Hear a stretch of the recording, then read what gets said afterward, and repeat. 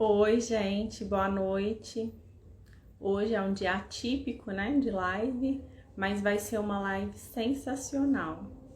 Eu vou estar convidando aqui as pessoas, apertar os coraçãozinhos para convidar todo mundo.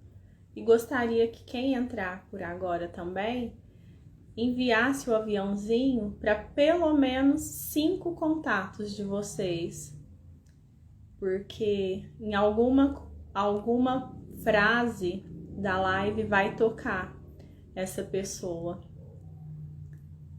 E é uma live que todo mundo hoje vai aprender muito, porque a prevenção do suicídio continua aqui no nosso canal aí, não desanima não vai terminar, porque a prevenção ao suicídio ela é diária e a nossa luta continua. E hoje nós vamos abordar aqui um dos motivos que leva a pessoa ao suicídio. Quais são? Um dos motivos é a questão financeira, o endividamento. E para isso eu convidei a Cristiane Moraes, que já me mandou aqui a solicitação. Fala aqui para entrar.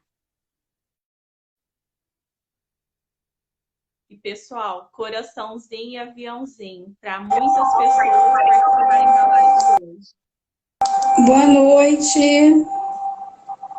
Boa noite, Cris. Você me ouve? Ouço, mas tá dando microfonia. Peraí, deixa eu baixar aqui. Melhorou? Muito, melhorou demais. Então, peraí. É porque o meu sonzinho, aquele meu sonzinho de fundo estava muito alto. Ah, por isso, Da então. musicoterapia estava muito alto. Aí estava dando microfonia, então. Boa noite, Vivian. Boa noite. Boa Cris, muito noite para quem obrigada está chegando. por mais uma vez aceitar o meu convite, né? Imagina, é um prazer estar aqui com você. E como assim, hoje tem muita coisa para tratar, eu vou só falar para quem está aqui com a gente agora enviar o aviãozinho para no mínimo 5 pessoas, tá? E Isso. vocês, depois que convidarem no mínimo 5 pessoas, clicarem no coraçãozinho, porque o Instagram entrega para mais pessoas, à medida que os coraçãozinhos vão subindo. Tá bom, pessoal? Cris, eu já vou passar para você se apresentar um pouquinho e vamos começar, porque hoje o assunto é muito interessante. É um assunto extenso, né?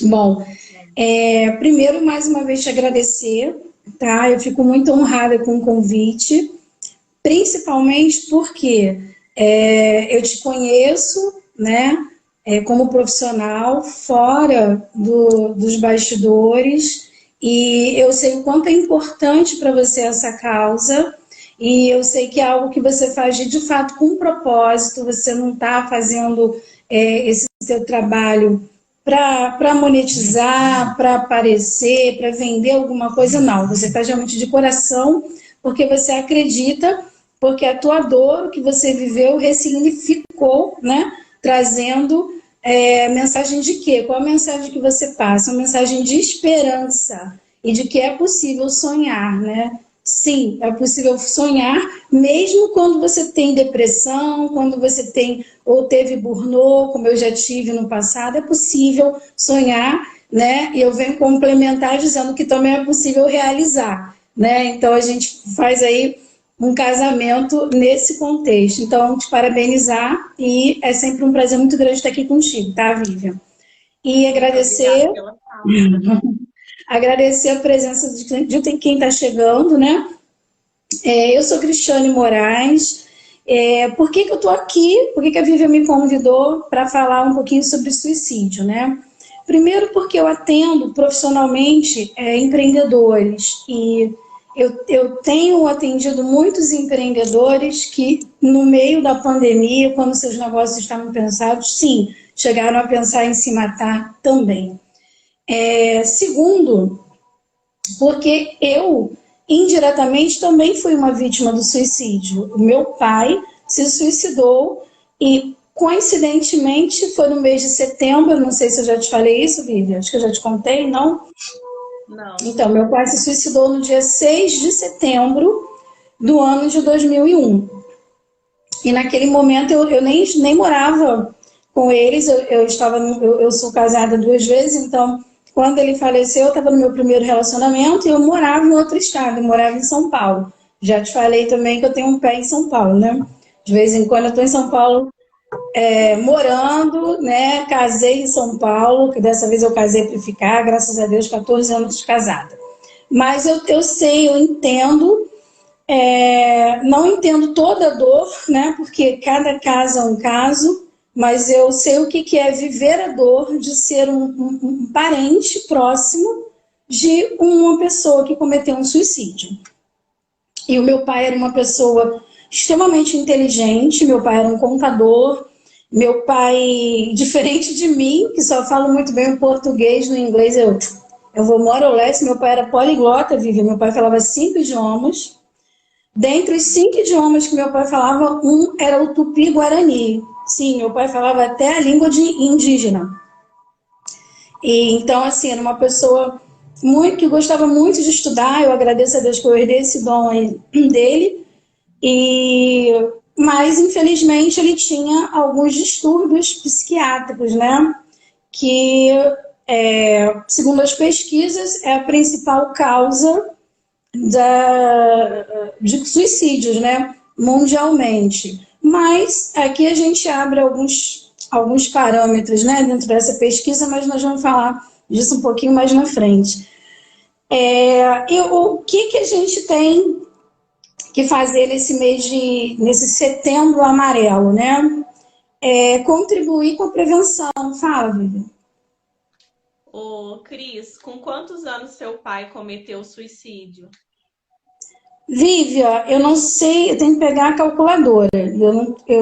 Isso foi no ano de 2000, o meu pai ele nasceu em 41.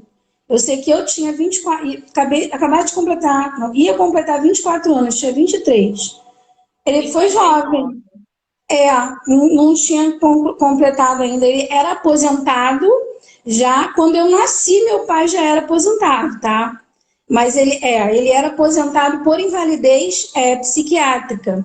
Por quê? Porque naquela época, diferente de hoje, não existia também tantas nomenclaturas novas, né, de CIDs. Então, e também não existia tanto tratamento. Por exemplo, hoje eu pelo menos não conheço nenhuma pessoa que se aposentou com síndrome de Burnout ou recentemente por depressão. Por quê? Porque são doenças tratáveis, né? Principalmente que hoje existem terapias alternativas. Nós vamos falar um pouquinho sobre isso através de quando eu chegar no autoconhecimento. E na época que meu pai se aposentou, eu nem era nascida, não existia nada disso. Então, engraçado, o exame que media o padrão de normalidade das pessoas naquela época era o eletro. Esse eletro do neurologista, o eletroencefalograma. E aí, pelo que eu estudei, né, e conversei com alguns médicos, era muito engraçado. Eles tinham um padrão lá de considerado normalidade, né? Haja vista que cada mente funciona de uma forma diferente, criando um padrão. E quem não tinha aquele padrão mais ou menos ali era considerado anormal. E eu acredito que foi nesse contexto aí, da época enfim... eu nasci em 1976, meu pai já era aposentado, então vamos colocar aí com 50 anos atrás, né? E tem descobertas que a ciência utiliza hoje que são muito recentes, né? A neurociência mesmo, a cada nova descoberta revoluciona aí muitas questões que outrora eram colocadas como impossíveis, né? Como a construção de novos neurônios, de novas redes neuronais num cérebro idoso, que até então, até bem pouco tempo atrás, se achava que era impossível, envelheceu. Então, acredito que tudo isso contribuiu. Mas, Vivian, pesquisando, né, até para entender um pouco mais a fundo sobre o Setembro Amarelo, né, porque é uma data recente aqui no Brasil, e ela foi introduzida aqui no nosso país em 2015, né? No calendário de campanhas, que aí entrou o Setembro Amarelo, o Outubro Rosa e acho que é o Novembro Lilás, não é isso? Que era a Novembro Azul. prevenção. Novembro Azul, lilás é porque eu amo lilás, mas eu também gosto do azul, então tá tudo bem. Então, mas é recente, começou essa campanha de conscientização de 2015 para cá. E vocês sabem, alguém aqui que está participando sabe o porquê, como é que surgiu a história do setembro e do ser da cor amarelo? Alguém já pesquisou, já teve alguma curiosidade para saber sobre essa história? Como é que surgiu? Você já pesquisou, Vivi, alguma vez? Já, e até publiquei nos stores para todo mundo ter conhecimento. É, então, há pouco tempo atrás eu não sabia, né, que essa data surgiu lá nos Estados Unidos, em 1994, né, em homenagem a um jovem que se suicidou, e que era o Mike, só tinha 17 anos e ele tinha um carro, um antigo Mustang amarelo. E aí no velório dele as pessoas entregaram junto com as flores, vários laços de fita, né, com a mensagem: se precisar de ajuda, fale. Porque ninguém imaginava que ele, que era também um jovem muito brilhante, muito inteligente, iria cometer o suicídio. Então, eu me identifiquei muito com a história dele, porque o meu pai também era uma pessoa muito brilhante e sempre foi uma pessoa muito do bem. Ninguém nunca imaginou na vida que meu pai ia se suicidar, né? E é algo. O que essa história deixa pra gente, né? Aquela questão que nós até falamos naquela live, né? Que você participou, sobre a importância de prestar atenção nos sinais que o outro está te passando, né? O ano passado, não me lembro a data certinha, mas foi mais próximo do final de ano, também. Um filho de uma conhecida se suicidou dentro de casa e ele morreu no quarto. Não sei dizer qual foi o tipo de morte dele, porque isso não me foi passado, mas o que me chamou a atenção? Me chamou a atenção que a pessoa que passou para mim, que é uma querida, é uma pessoa que ajuda muito, tem um trabalho social forte onde ela mora, e foram pedir ajuda para ela. E só foram pedir ajuda, só foram dar por falta do rapaz depois de 2 dias que ninguém viu o rapaz dentro de casa. Por quê? Aí eu falei, mas como assim? Porque ele ficava socado dentro do quarto. Ué, gente, mas olha, então assim, a pessoa estava dentro, olha a falta de conexão e de diálogo, né? Como é que isso é um fator complicador na nossa vida, no cotidiano. E a pessoa está dentro da casa dela, está morando com a pessoa, deveria pelo menos em algum momento, né, a pessoa sair do quarto para ir ao banheiro, para ir no fogão, para perguntar se alguém almoçou. Eu gosto muito de comer junto. Eu acho que comer em família, para mim é tudo de bom. O primeiro que eu já gosto de comer, né? Já sou fofinho porque eu gosto muito de comer. Mas eu aprecio muito isso, e agora que eu estou nesse período de home office, sempre que o meu marido está trabalhando de madrugada, sempre que ele está em casa, eu não abro mão. Eu espero ele chega às vezes 10h30, 11 da manhã, eu espero ele chegar para tomar café. E aí eu falo, como é que essa pessoa, como é que essa família, né? Enfim, não deu falta do rapaz. Isso é muito comum de acontecer, Vivian.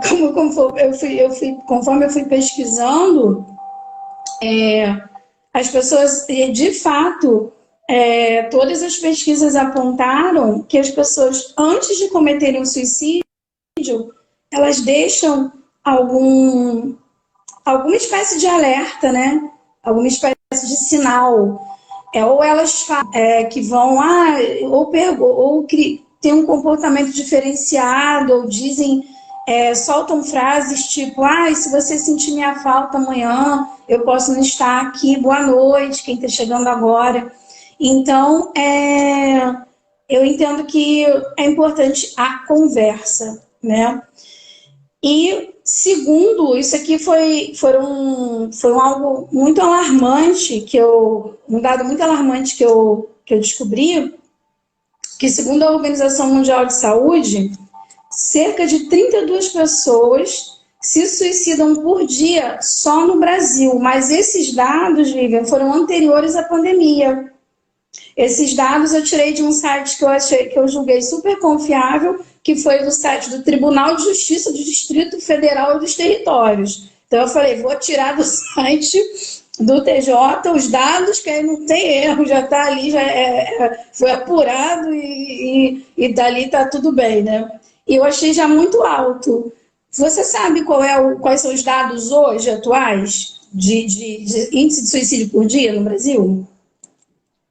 É que até hoje nós conversamos e passar para quem está assistindo nós para entender. Nosso sistema é muito falho. A gente não tem onde buscar uma estatística, porque a gente também não sabe qual é a maior causa, o motivo da pessoa se suicidar. Hoje a gente não tem muitas informações, porque não é investido em estatísticas. Então a gente tem dificuldade para mencionar realmente, de fato, as causas principais, o que leva a pessoa a cometer um suicídio. A gente procura a fonte e não achou. Mas desde que você achou, essa fonte foi publicada em que ano? Essa fonte foi publicada no ano de 2019, no final do ano de 2019, foi anterior à pandemia.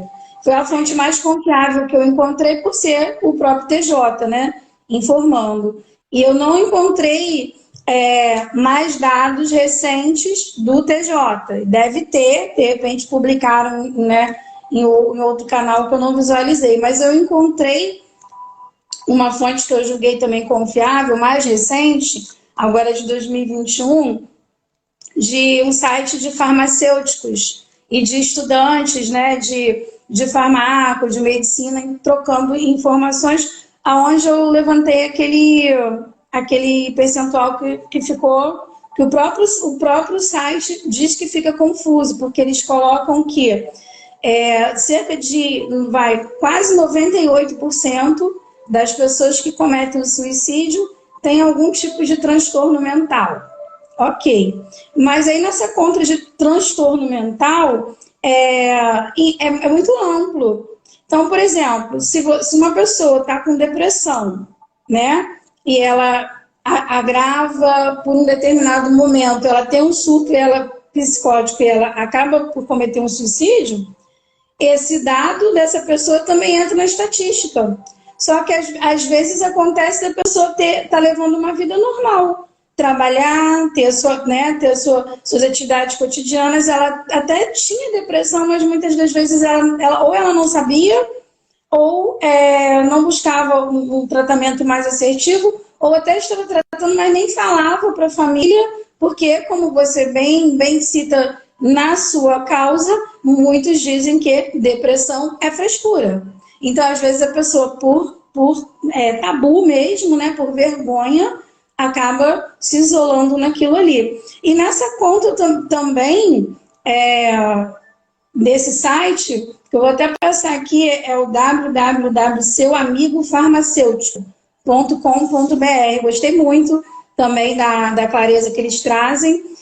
E eles trazem também o seguinte, ele ilustra também o seguinte: quando você tem algum problema relacionado, quando um indivíduo tem algum problema relacionado com droga, independente do tipo da droga, se é álcool, né, se é cocaína, enfim, se é tabaco.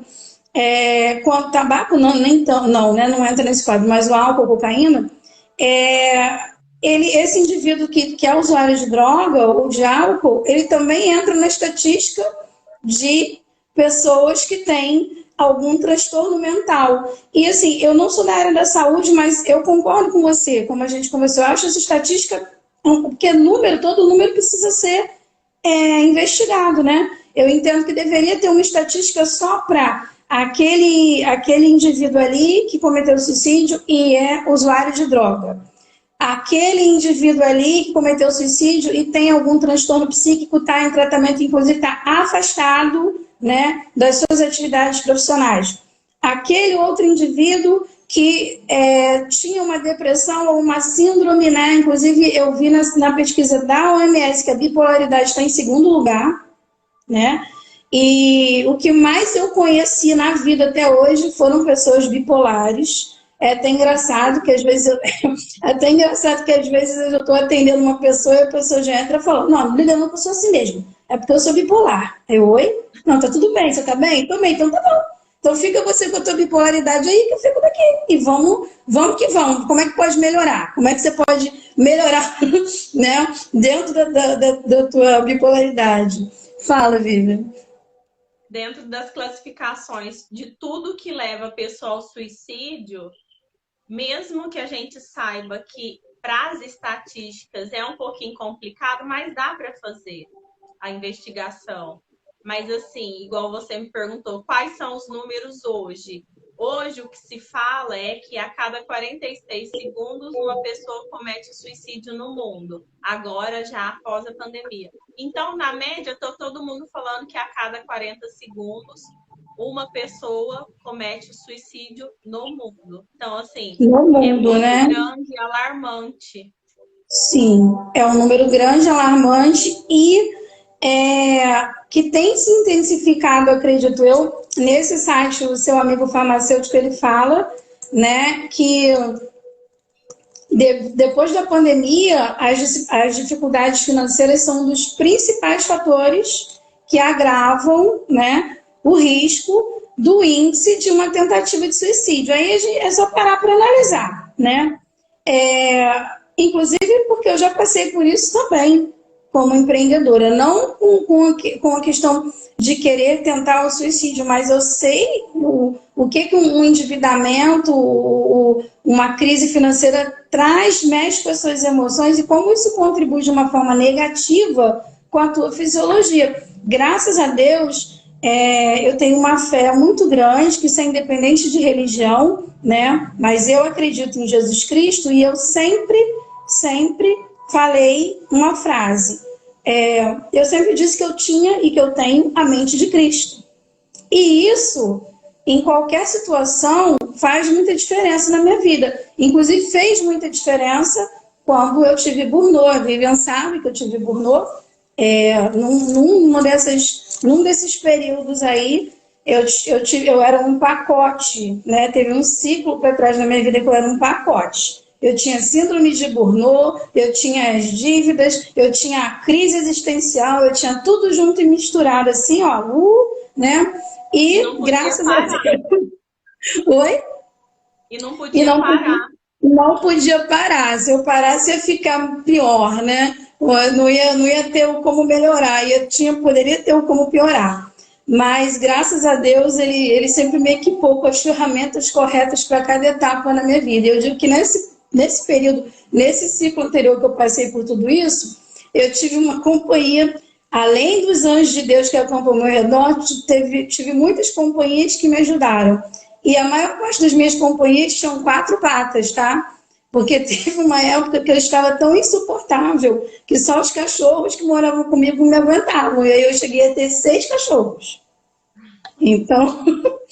Então, eles foram uma companhia, assim, sensacional. Inclusive, Vivi, eu vi que tem alguns terapeutas que orientam a pessoa que está com algum tipo de transtorno ou com depressão a ter um animal de estimação, né? Que ele traz o brincar com o animal, estimula, né, também a serotonina, né, a endorfina no corpo, a pessoa fica mais feliz e, de fato, para mim fez muita diferença. Eu nem sabia dessa pesquisa, mas eu vivi isso aí na prática, né? Então, eu sou muito grata aos meus cachorros.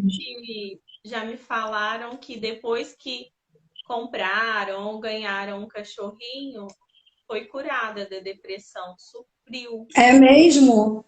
Uhum. É porque o amor cura, né? E os animaizinhos, eles vibram amor também. Eles têm esse dom, né? De espelhar com muito mais facilidade o sentimento que a gente tem para com eles, né? Principalmente o cachorro. Eu amo cachorro. Na verdade, eu sempre amei cachorro, mas na minha infância ninguém me deixava ter um cachorro.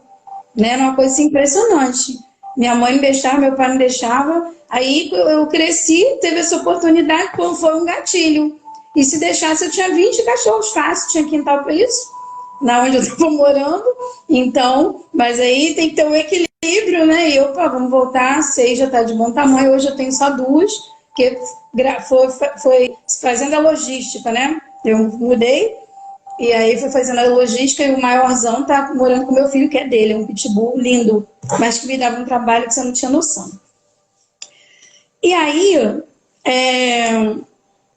no caso a gente estava falando da questão do financeiro, né? A gente pode concluir também, Vívia, que a pessoa que ficou, por exemplo, 4 meses, 3 meses, eu atendo pessoas que ficaram 3 meses sem poder trabalhar. Não estou colocando aqui a questão de saúde pública, de estar indo para a rua para contaminar, não é disso que eu estou falando. Mas estou dizendo que o fato de que nós aqui no Brasil não estamos ainda habituados com a prática da educação financeira. E aí o que acontece? Lá nos países mais desenvolvidos, que são estimulados para essa prática, essas pessoas têm desde sempre uma reserva, que nós chamamos de reserva de emergência. E aqui, normalmente, nós não temos essa reserva de emergência.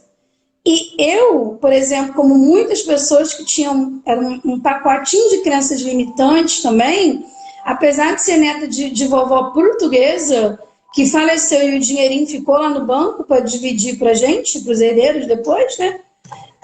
Que português tem essa cultura, né? Que é uma cultura saudável desde que aconteça equilíbrio. Por quê? Vamos parar para pensar. O pessoal, Europa, o Oriente Médio, são países que vira e mexe estão em guerra. Estão em guerra, né? Tinham questões de fenômenos climáticos muito fortes em relação a gente aqui no Brasil. Isso tudo já trazia no povo a cultura de quê? De poupar, de ter uma reserva. Eu não sei o dia de amanhã, no inverno neva, então é igual a formiguinha mesmo, né? Igual aqueles desenhos antigos do Pica-Pau que ensinava, né? Vamos guardar, igual a formiguinha. E então esse povo está preparado. Eu tenho uma amiga que mora nos Estados Unidos, casou com um norte-americano, e ela ficou um tempão, porque ela ficou um tempão também parado no estado dela, nas áreas mais críticas, não parou tudo, eles não, da forma que parou aqui alguns estados, tá? Eles só pararam tudo nos estados que estava tendo índice muito alto de óbitos, mas ela me falou que na casa dela, ela mora na divisa com o Canadá, aí ela estava me falando, na casa dela tem porão, que é tipo que igual a gente vê nos filmes, né? Um porão mesmo, tipo um alçapão, um subterrâneo na casa dela. Por quê? Porque se tiver um terremoto, um vendaval, alguma atividade, um fenômeno, né? Geológico, climático forte, que vai causar estrago, o que eles fazem? Pega alimentação, pega roupa de campo, vão se abrigar até passar e pedir socorro, mas eles têm lá o porão que é para isso.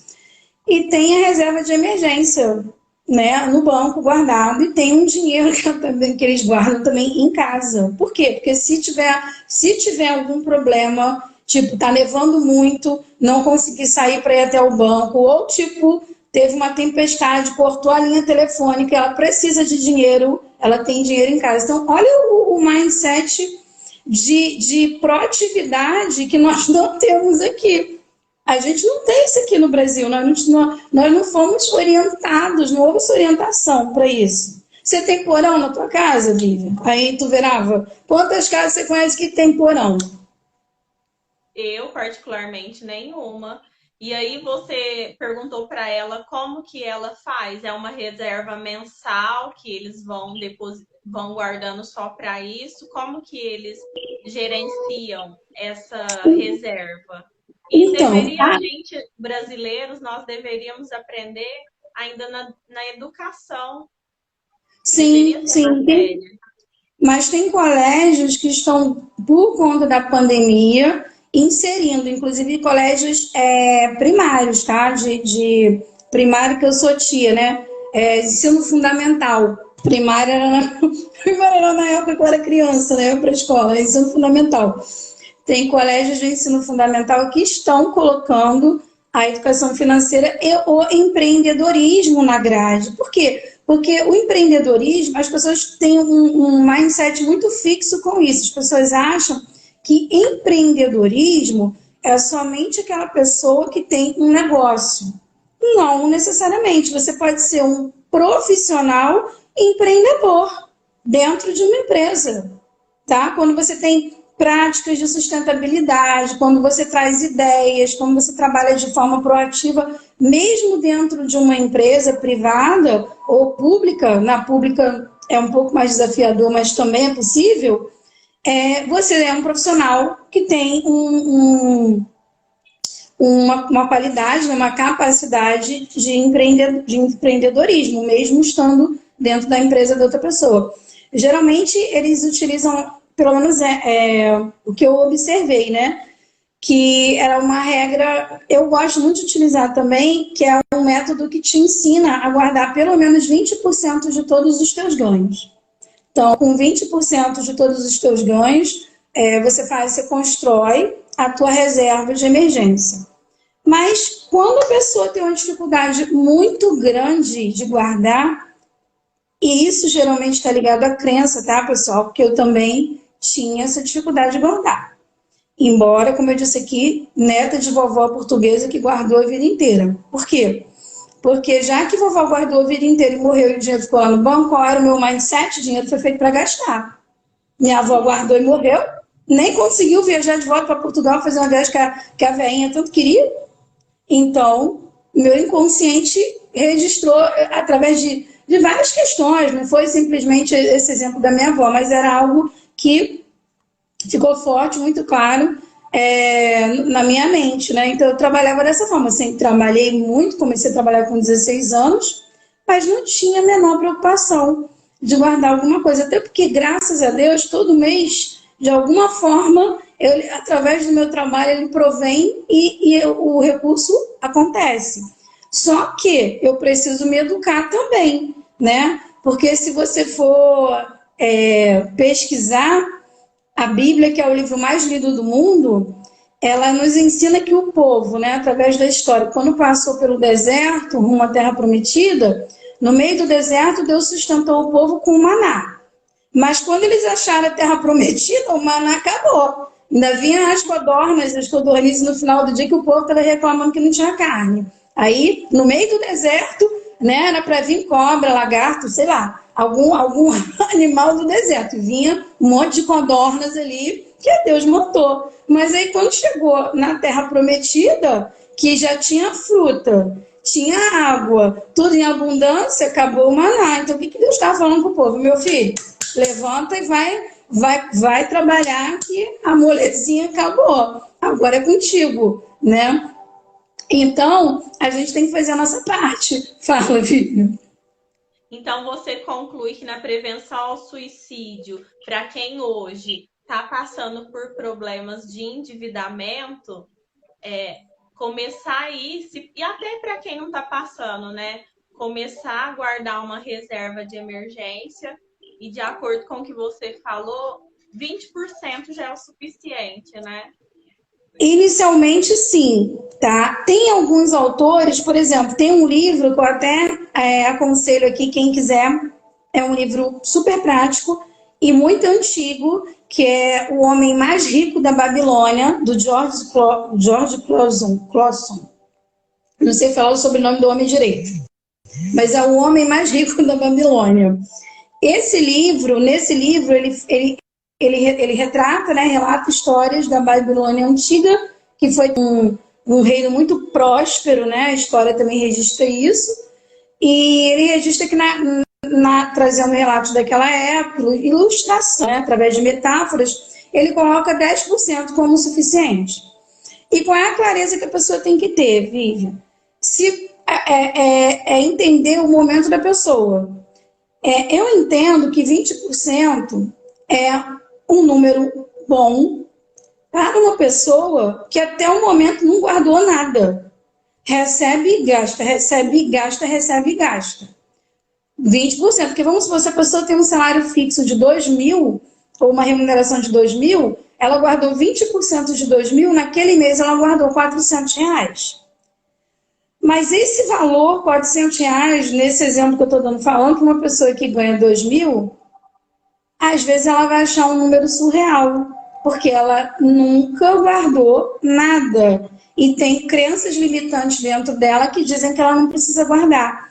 Então, o que faz sentido para essa pessoa? Se R$ 400 está muito desafiador, começa pelo menos com 10, que é o que ele fala, o George Clason fala nesse livro. Começa com 10%, porque aí minimamente você ganhou 2.000, você guardou 200. E aí se você guardou 200 esse mês, no mês que vem você guardou mais 200, você já tem 400. Em 10 meses que você trabalhou guardando 200, você tem um mês de salário. E aí, quando você tirar as suas férias e você voltar, se acontecer alguma eventualidade no período das suas férias, você não vai estar sem reserva nenhuma. Tem gente que... Eu sou de RH, eu já entrevistei candidato, já trabalhando na empresa, colaborador, em prática de avaliação de desempenho, que eles falavam para mim o seguinte: dona Cristiane, eu não quero tirar férias tão cedo, porque a gente sai com uma bolada de dinheiro e volta duro.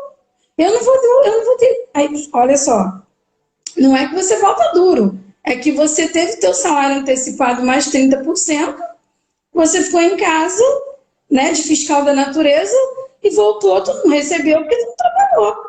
Mas é a visão. E aí, nesse caso, se essa pessoa guarda pelo menos 10%, o que vai acontecer? Ela vai sair de férias com paz na alma, porque quando ela voltar, ela tem ali aqueles 2.000. O objetivo não é esse. Porque uma reserva financeira, a gente considera que a pessoa tem uma reserva construída quando ela tem, no mínimo, 6 meses de valor equivalente aos gastos fixos dela mensais, tá? Então, por exemplo, se a pessoa tem um custo fixo mensal, despesa fixa de 1.500, o ideal para a reserva financeira dela é 1.500 vezes 6.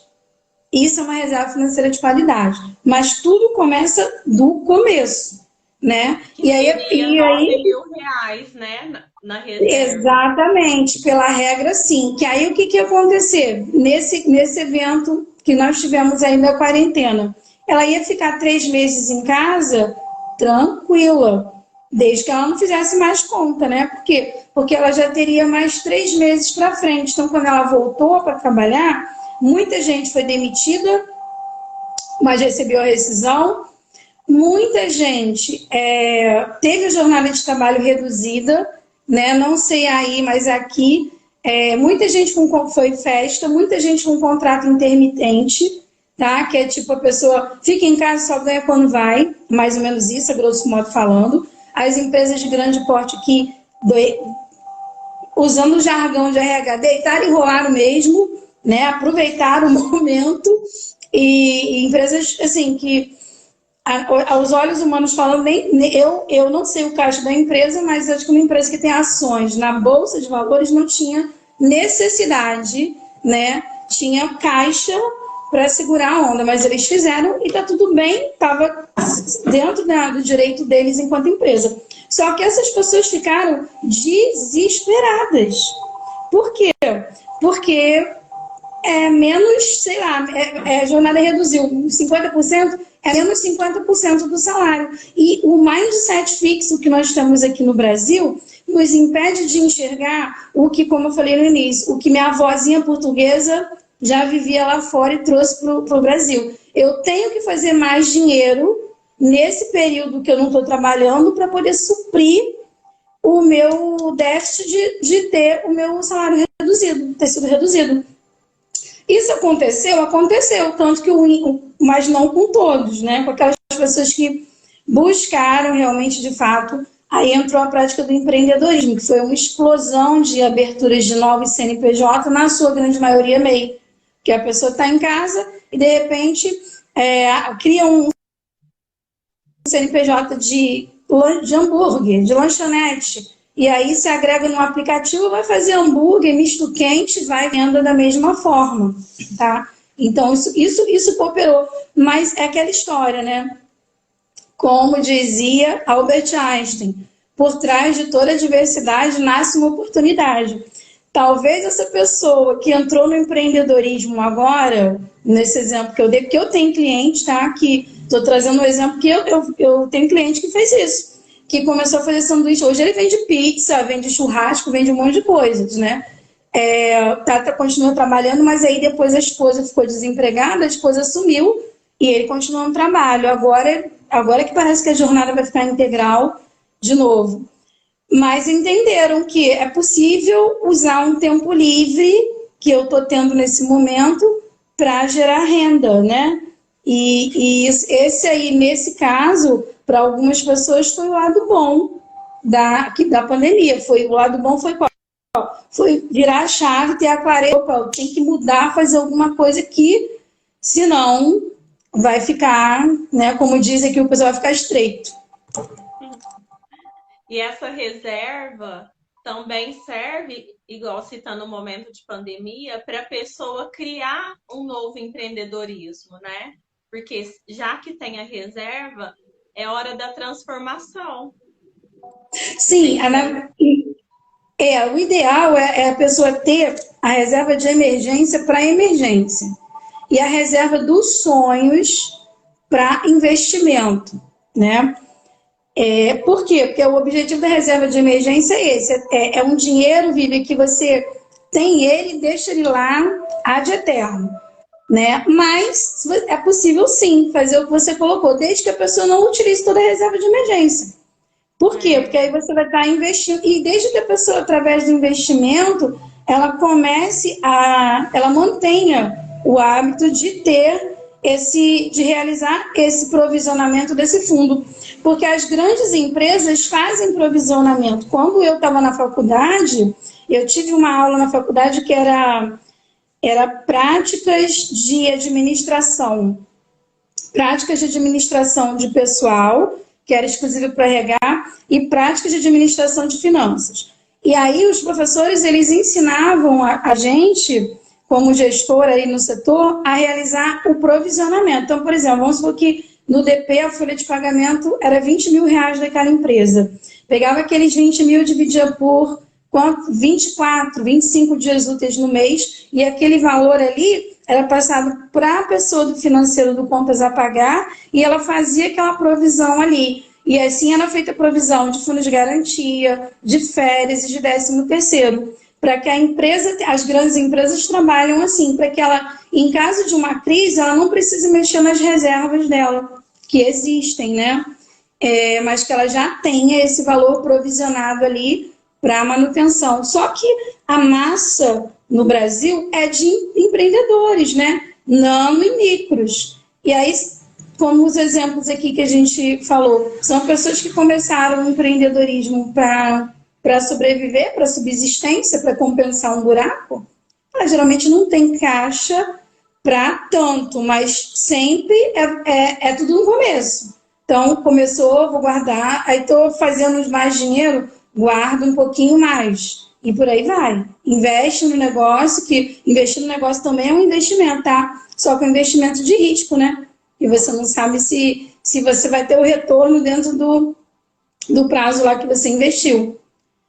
Mas já dá já diminuiria, né? No caso dos índices aqui, essa pesquisa que está lá nesse site que eu falei, do seu amigo farmacêutico, foi uma pesquisa mundial. Você trouxe esses dados mundiais, né? Vou colocar em menos de um minuto no mundo, alguém está se suicidando, né?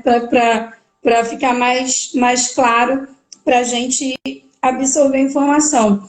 Essa pesquisa aqui desse site já foi uma pesquisa mundial, pós-pandemia, né? Publicada no jornal American of Epidemiology, um jornal americano de epidemiologia. E justamente constatando isso, né? Que as pessoas a nível mundial tiveram suas fontes de renda, né, reduzidas de alguma forma, de alguma maneira, e que o estresse que isso gerou também trouxe um aumento no número, no índice de suicídio, além de que também houve um aumento no índice de violência doméstica. Inclusive, eu vi que você fez uma live há uns meses atrás, né? Com uma convidada que falou sobre isso, salvo engano. Foi? Foi sim. Ô, Cris, então você já deu duas dicas para quem está assistindo aqui. Na prevenção do suicídio, que uma para vocês organizarem aí a vida financeira, porque às vezes está e às vezes não está, mas serve para todo mundo. A Cris Sim. deu o exemplo de uma reserva para emergência, e aí isso foi sugerido de 20 a 10%, e a reserva dos sonhos. Então, pessoal, para quem está assistindo aqui, precisa se organizar para o inesperado se acontecer, porque às vezes também muitas pessoas não têm convênio médico, e aí precisa para essa reserva para esse tipo de emergência. No nosso caso, no Brasil, não tem, né? Terremoto, neve, mas veio a pandemia no mundo inteiro que ninguém esperava. Então, essa reserva já estaria aí e trazia menos sofrimento e muito Sim. menos suicídio. Então, a Cris já citou duas coisas aí para a gente pôr em prática. Vamos colocar a reserva de emergência, sugerido de 20 a 10%, e a reserva dos sonhos. Essa reserva dos sonhos, Cris, mais ou menos quanto aí você acha que deve ser guardado? Lívia, depende muito do que eu coloquei, do estágio que a pessoa se encontra, né? Se ela não tem reserva nenhuma, provavelmente ela não vai conseguir fazer as duas reservas. Então, o ideal é que primeiro ela construa a reserva dela de emergência, que é, no mínimo, 6 vezes o valor daquilo que ela, dos gastos fixos dela, pessoa física.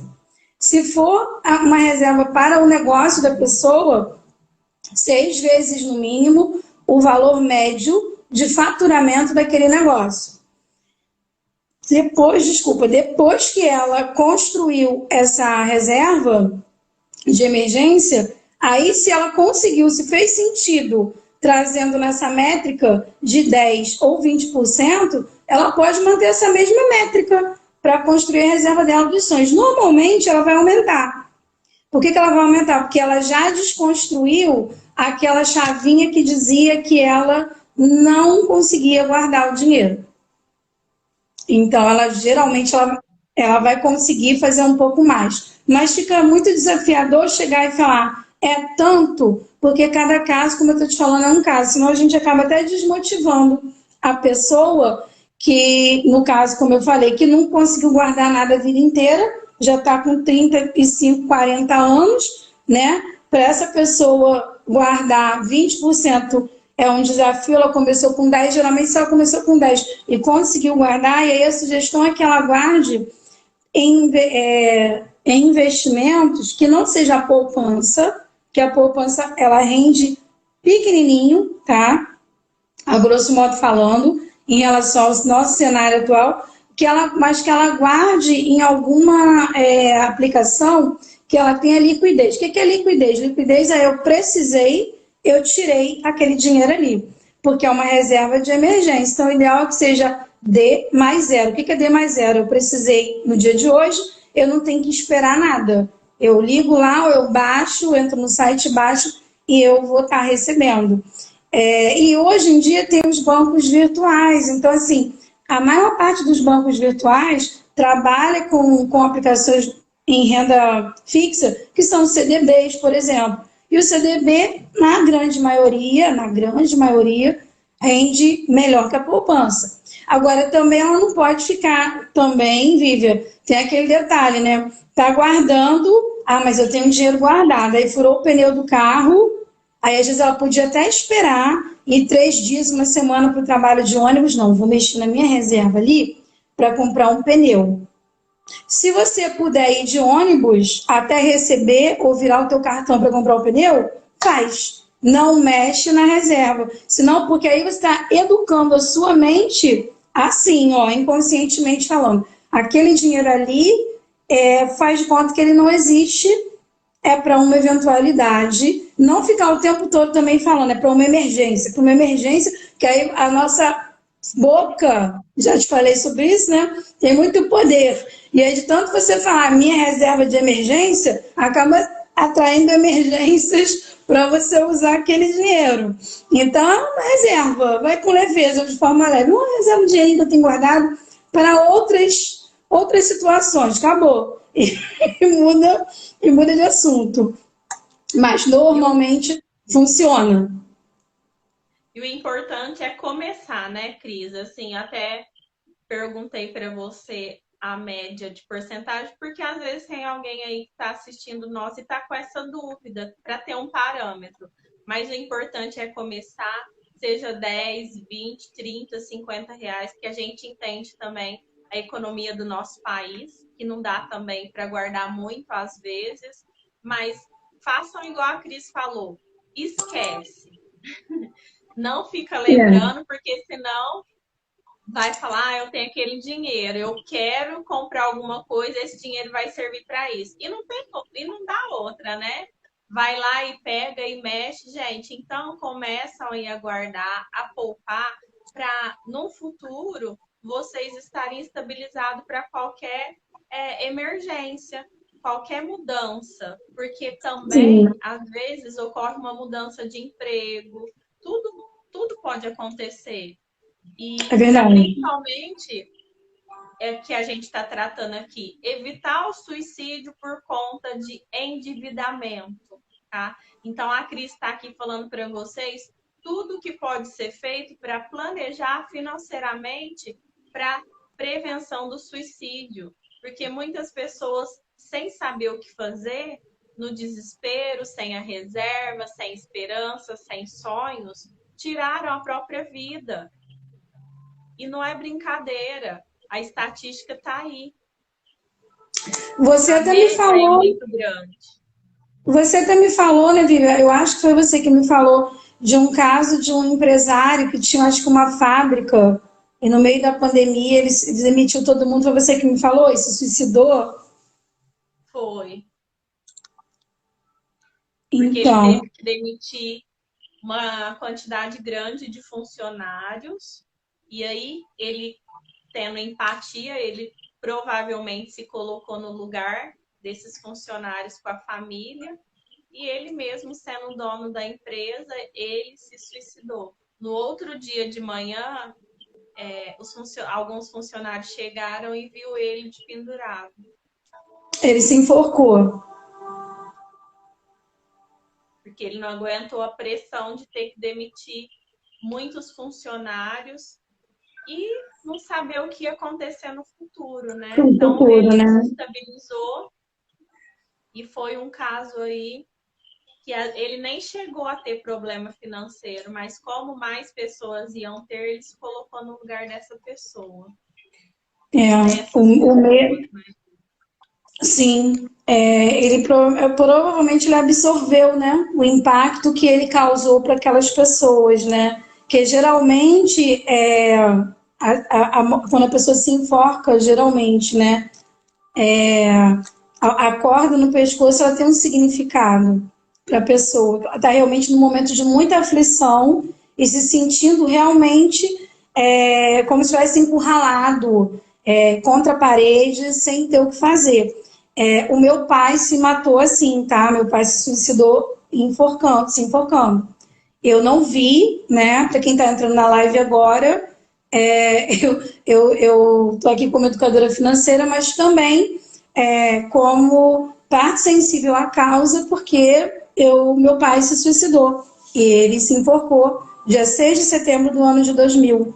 E teve uma peculiaridade, vivendo no meu caso, que eu não consegui no enterro do meu pai.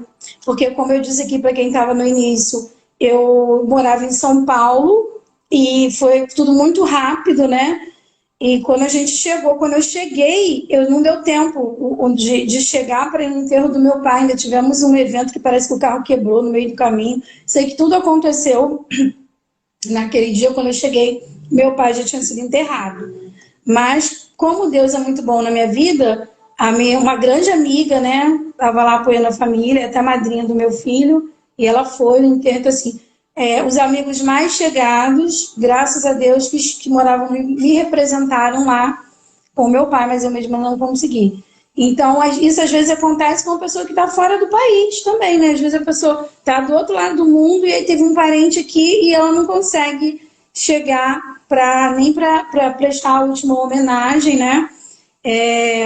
E isso também traz uma emoção, né, ruim, de contribuir, não de forma positiva, mas nos permite também entender o lado do familiar, porque não é só quem está indo, quem está partindo, tirando a própria vida, que, né, sofre ali naquele momento e acabou, mas quem fica também, né, fica com um legado bastante desafiador e uma carga emocional muito forte para ser tratada. E então é muito importante também cuidar, Vivian, vai uma outra dica de quem ficou, tá? Porque principalmente se essa pessoa que morreu, que cometeu o suicídio, de repente tem um filho pequeno, tem no meu caso, minha irmã tinha 15 anos de idade quando aconteceu esse evento. Então, assim, às vezes eu vejo relatos, né, das pessoas falando, às vezes tem um filho pequeno, às vezes, como foi o caso desse empresário que você citou, ele se suicidou no local de trabalho, mas muitas vezes acontece dentro da casa da pessoa, como foi o caso do meu pai, e às vezes naquela família tem criança pequena, e isso gera um trauma, né, forte na criança, porque o nosso cérebro aprende por repetição, mas também aprende fortemente por impacto emocional. Então, todas as vezes que a gente toma uma pancada da vida, a gente aprende. O grande desafio é que esse aprendizado normalmente vem com uma bagagem carregada aí de crenças limitantes, né? Que a gente tomou uma pancada, aprendeu, mas isso dói muito. Então, né? E aí entra a outra dica, né? Para a prevenção, que é o autoconhecimento. Por quê? Quando você tem clareza do propósito que entrou depois, né?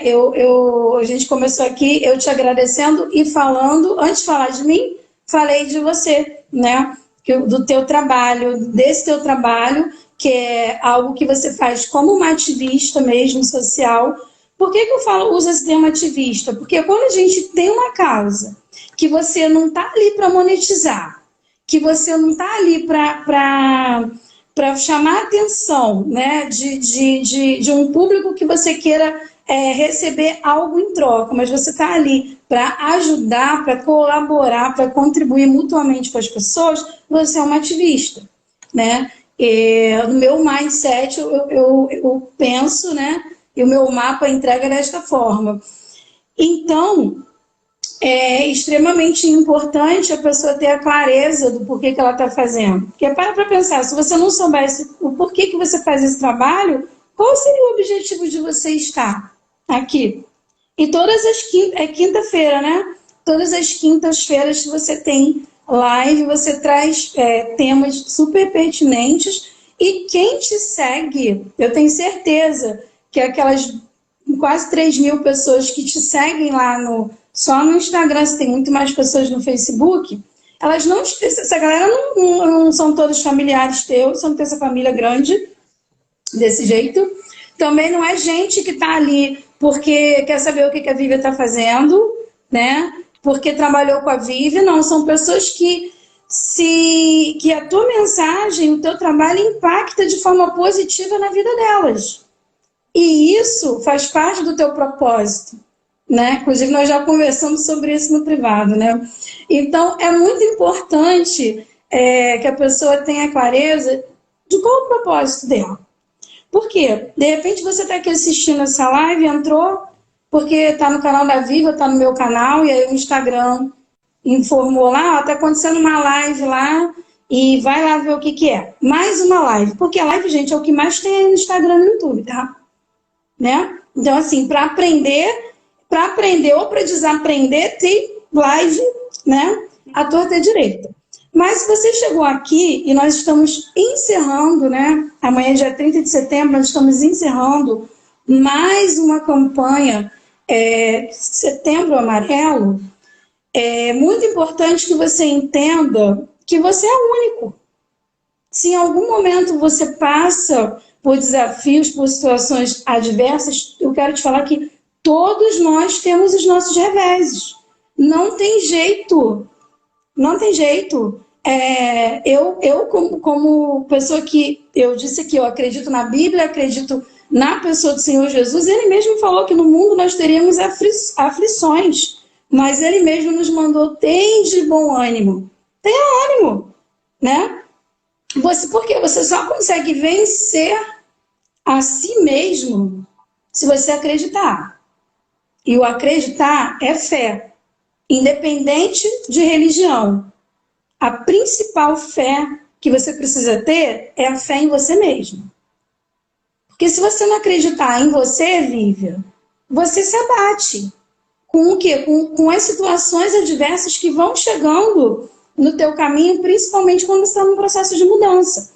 E, gente, é uma questão lógica. É muito lógico. Para pensar.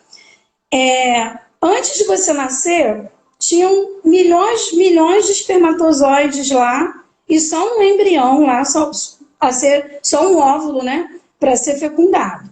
E aí, um espermatozoide brigando conseguiu fecundar o óvulo da sua mãe e deu origem a você. Então, olha só, você já veio através de uma vitória, você já nasceu, já chegou, biologicamente falando, no ventre da tua mãe através de uma vitória. Porque teve lá uma competição dos espermatozoides para poder fecundar o óvulo que estava lá no útero da sua mãe. Então, o que eu estou querendo dizer com isso tudo? Valorizem a essência e a individualidade de cada um de vocês. Não a individualidade do egoísmo, de querer, não, sou eu. Não é disso que eu estou falando. Eu estou falando que cada um aqui tem dons e talentos que são pertinentes só a vocês. Tem situações, tem trabalhos, tem atividades que vocês fazem e que só vocês sabem fazer daquele jeito. É igual a comida preferida, né? Que todo mundo tem a sua. Às vezes tem um jeitinho lá que a avó, que a mãe faz o feijão, que ninguém consegue fazer igual. É um dom que ela tem. Ela é a única naquele dom. Então, quando você entende a tua essência, o porquê que você existe, qual é o teu posicionamento aqui no planeta Terra, e isso eu digo, Viga, do posicionamento no aqui e agora. Porque também não adianta estar aqui hoje pensando no amanhã, ou então estar pensando no ontem. Não. O que eu tenho que estar aqui e agora? E o que hoje, no agora, pode ser feito para que você melhore a construção do teu amanhã. Isso vem através do autoconhecimento. Isso não vem você indo para a faculdade, isso não vem você trabalhando 8 horas por dia lá naquilo que você sabe fazer, ainda que você sabe fazer muito bem. Isso vem através de questionamentos que você precisa fazer para você mesmo. E aí a principal pergunta que eu deixo em aberto aqui, para pensar e se pergunta, quem é você? É uma pergunta que você pode fazer todos os dias. E se você não souber quem é você, tá tudo bem. Você pode modelar alguém para construir um projeto em cima daquilo que você acredita que faça sentido para você. Mas o importante é que você tenha uma causa.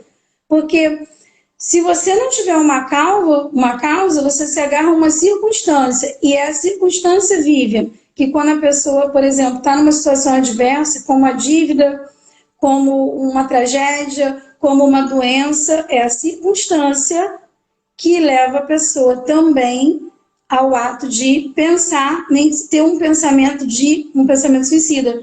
Eu vou me matar porque não sirvo, não tem mais jeito. É a falta de esperança, né? A desesperança que gera na maior parte dos casos, esse sentimento. Então, essa aí é mais uma dica. Invista no seu autoconhecimento.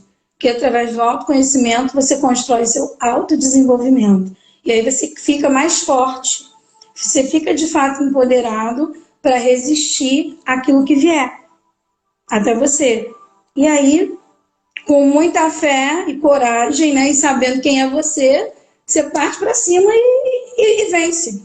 Vence tudo, até o suicídio. Eu acredito nisso. E tudo passa.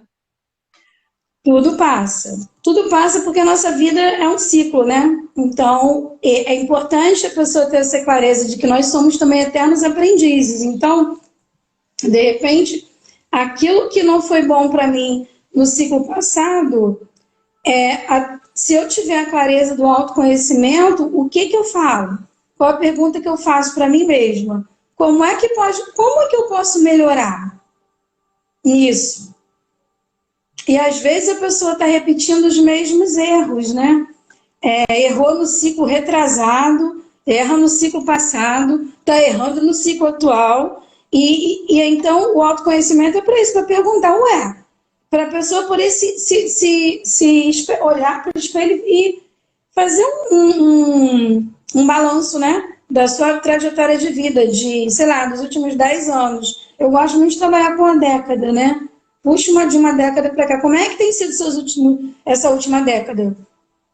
Como é que você tem trabalhado isso? Como você tem vivenciado?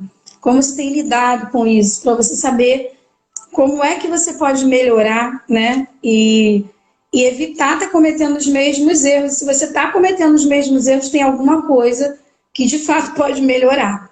Tá? Não é algo de uma natureza normal, a gente está errando, né? E ao invés de tentar mudar o próximo, mude a si, né? Porque o autoconhecimento faz a gente se transformar, mudar e deixa o outro ser o outro, né? E muitas pessoas vivem pelo outro e quer que o outro mude, mas quem mesmo tem que mudar é só olhar no espelho. É a própria pessoa que precisa mudar. Cris, Sim. E aí eu já peço para você fazer o seu encerramento, que o nosso tempo já tá daquele jeito, né? Passa rápido, né? Senão a gente fica aqui até meia-noite, né, Vivi? Se não derrubarem a gente, né? Você viu que hoje eu fiquei mais quietinha para você aproveitar o tempo. Pois até estranhei, viu? Falei, nossa, a Vivi geralmente fala mais. Ou então eu estou muito tagarela. Deve ter sido eu que falo hoje, eu estou no momento tagarelice. Aproveitar você aqui com a gente, com seu conhecimento, entendeu? Porque não é sempre. Obrigada, eu que agradeço. Na verdade, como eu falei, o conhecimento é algo que a gente aprende todo dia, né? Então, eu aprendo algo novo todo dia, né? E cada vez que a gente aprende mais um pouco, a gente consegue passar, porque, na verdade, o conhecimento, ele precisa ser igual um rio, né? Ele vem e tem um determinado momento que o rio, ele deságua suas águas em outro rio, né? Ele não pode ficar paralisado ali com as águas, tem que levar para outro lugar e contribuir. E eu acredito que o conhecimento, ele segue essa regra. Então, o autoconhecimento, como você colocou, porque a pessoa, quando não tem o autoconhecimento, ela simplesmente aponta. E aí, se alguém aqui tiver passando por esse momento de reflexão e se perceber também, né, que só está apontando, tem mais de uma década, estou falando, se analisar nos últimos 10 anos. Por quê? Porque aí tem a fase antes da pandemia, tem a fase de outros empregos, de repente tem a fase do divórcio, do casamento, dos filhos, né? Mas, geralmente, é mais fácil para o ser humano olhar o erro do outro, do que o seu, né? Só que quando a gente olha o erro do outro, a gente não está aprendendo. E muitas das vezes, Vivi, a gente está espelhando o erro do outro sem perceber. Que às vezes aquilo que a gente está vendo que é erro no outro está falando mais sobre nós mesmos. A gente está enxergando o espelho do outro em nós, né? E às vezes a gente também não tem essa clareza. Então, assim, vamos fazer. Eu falei, né, lá nos grupos do projeto. Nem vi, eu vi que entrou gente do projeto aqui, mas não deu nem para dar boa noite. Mas, para quem não sabe, eu sou coordenadora de um projeto, que é o Projeto Empregabilidade Torre Forte RH. É um projeto onde nós fomentamos a empregabilidade, o empreendedorismo e também a educação profissional. Isso desde 2017, eu ajudei a fundar e coordeno desde 2017. Atualmente as atividades estão 100% online, iguais às da Vívia, porque a empresa que nos cedia espaço, que nos colaborava, encerrou as atividades no meio da pandemia. Mas, como é uma causa e um propósito, né? O projeto está aí. Em breve nós vamos ter uma sede também, vamos nos ressignificando a cada dia mais, porque o trabalho tem que continuar. É um empreendimento com propósito, tá? E aí, eu quero, Vivian, aproveitar para quem está aqui nessa live, ou passou por aqui, ou vai assistir depois pelo IGTV, e que se identificou com a mensagem do endividamento, que está passando por esse momento, né, esse ciclo aí de não é que você é um endividado, você está endividado. E quiser participar conosco, eu tenho uma mentoria em grupo que está para iniciar no final de outubro. E aí, o que a gente vai fazer? Eu vou contribuir com a causa do Ei Não Desanima, não, ofertando uma vaga 100% gratuita, tá? Para as pessoas que participarem aqui dessa live com a gente, ou que assistirem depois, para as 2 primeiras pessoas que printarem o story, tá, dessa live, marcarem no meu Instagram, que é @Cristiane Moraes e o da Vívia, e enviar um direct para mim, dizendo, eu quero participar da mentoria. E aí eu vou estar concedendo aí 2 vagas, gratuidade 100%, né? Eu falei com você que seria uma só, mas eu estou sentindo aqui que tem que ser 2, porque é sinal que no mínimo 2 pessoas aí passaram por aí e estão em busca dessa informação e querem ter essa clareza para mudar. Então, vamos fazer uma foto para o print, Vivian? Então, pessoal, preparem aí. Vou desativar aqui os comentários para vocês printarem e marcar nós para concorrer aí 100% gratuito de uma bolsa de uma mentoria financeira empreendedora. Espera aí, né? Que às vezes eu demoro. Não foi. Tem dia que não vai, né, as coisas. Pronto, às vezes vai. Foi? Eu nem meti no meu, fiquei com medo. Depois você me passa o teu. Tá. Pessoal, a gente vou printar 1, 2, 3 e já.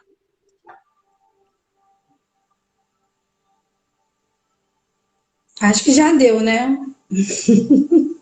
Quem foi rápido aí, né? Já conseguiu. Uhum. Cris, eu quero te agradecer imensamente. Eu falei que eu fiquei mais quietinha para as pessoas que estão aqui assistindo e quem for ver a live depois, aproveitar para conhecer mais um pouco de você, porque eu tenho a oportunidade de ter você na minha vida como amiga, né? E eu te conheço bastante e deixei muito espaço só para você mesmo, para a gente aproveitar esse tempo com todo o conhecimento e toda a dedicação que você sempre tem e está ajudando aqui a gente no Ei Não Desanima, não. Tá bom? Pode contar comigo. Como eu disse desde o início, é sempre um prazer estar aqui com você. E agradeço aí mais uma vez também pela oportunidade. E para quem não sabe, pessoal, a Cris, ela mora no Rio de Janeiro e eu aqui em Tuverava, interior de São Paulo, mas ela é mais presente na minha vida do que muitas pessoas que estão na mesma cidade. Que bom, fico feliz. Ainda não conheci Tuverava não, mas uma hora eu vou aí. Bem, vai ser muito bem recebida, tá?